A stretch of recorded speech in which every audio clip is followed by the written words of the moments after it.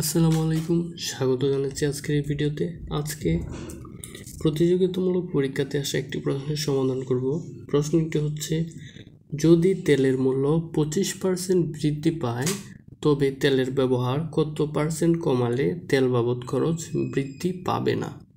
তো এই প্রশ্নের সমাধানের জন্য আমরা শুরুতে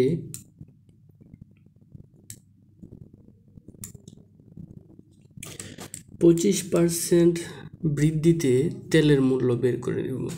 আমরা জানি 25% যদি বৃদ্ধি পায় তাহলে 100 টাকায় 25% বৃদ্ধি পেলে তাহলে তেলের মূল্য হবে 125 টাকা। সুতরাং 25% বৃদ্ধিতে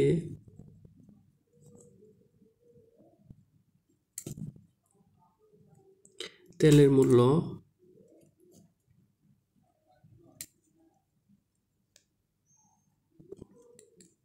হবে 125 টাকা। তো যদি 100 টাকা হয়, 25% বৃদ্ধির কারণে যদি 125 টাকা হয়, তাহলে আমাদেরকে 125 টাকায় কমাতে হবে 25 টাকা। তাহলেই আমরা আগের মূল্যের মধ্যে চলে আসবো। অর্থাৎ ব্যবহার কমালে আমাদের আগেরটার সাথে, অর্থাৎ পূর্বে যত মূল্য ছিল সেই পরিমাণে খরচ হবে। তাহলে আমরা লিখতে পারি 25 টাকায়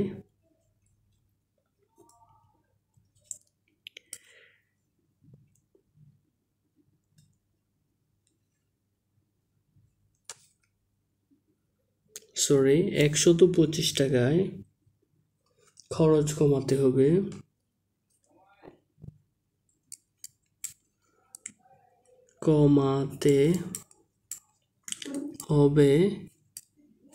25 টাকা।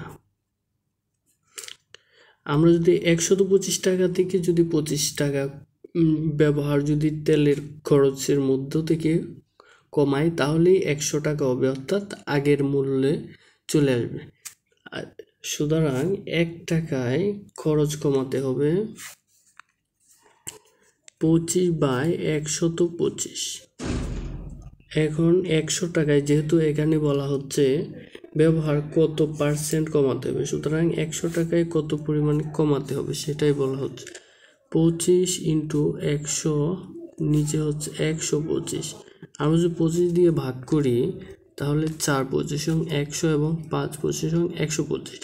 আবার যদি 25কে 5 দ্বারা ভাগ করি, 5 5 25। সুতরাং 5 × 4 4 5 20।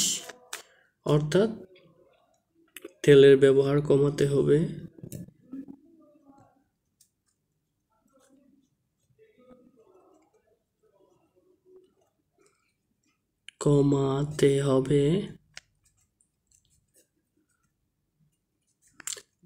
20%।